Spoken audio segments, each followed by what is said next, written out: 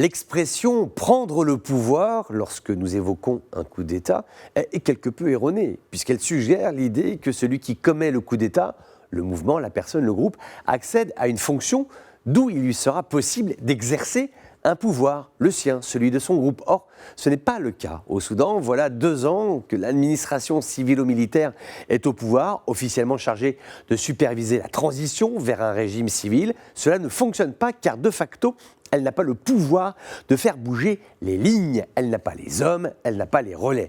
Est-ce que le nouvel homme fort de Khartoum sera en capacité de le faire quand le général Abdel Fattah al-Burhan va se retrouver dans son bureau avec ses collaborateurs?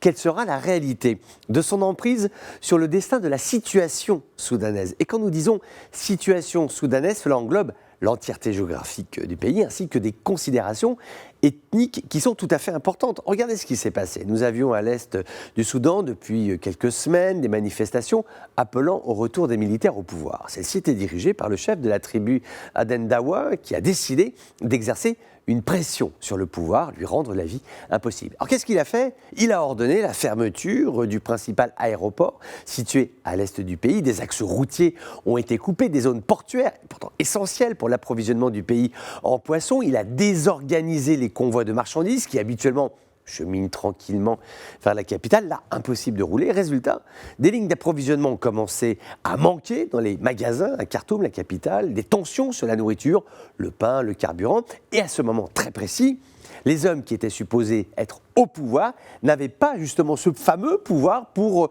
rouvrir l'aéroport et les routes d'approvisionnement. L'ancien Premier ministre Hamdok n'avait ni l'autorité ni les services administratifs pour imposer la voix de l'État. D'ailleurs, la situation ne sera guère plus simple pour le général al-Burhan parce qu'il va s'appuyer sur l'armée, les nostalgiques de l'ancien régime, mais s'appuyer pour faire quoi? Où est le programme? Qu'y a-t-il de nouveau qui nous permettrait d'espérer un changement? Mystère. Un indicateur sera le cas Omar el-Béchir, l'ancien président soudanais. Le projet était de le déférer devant la Cour pénale internationale pour qu'il réponde de ses agissements quand il était au pouvoir. Si les nouveaux dirigeants au Soudan reviennent sur cette décision, cela en dirait long sur la considération qu'ils ont du pouvoir, justement, au Soudan, comment il s'exerce, où est le droit et où se trouve l'impunité.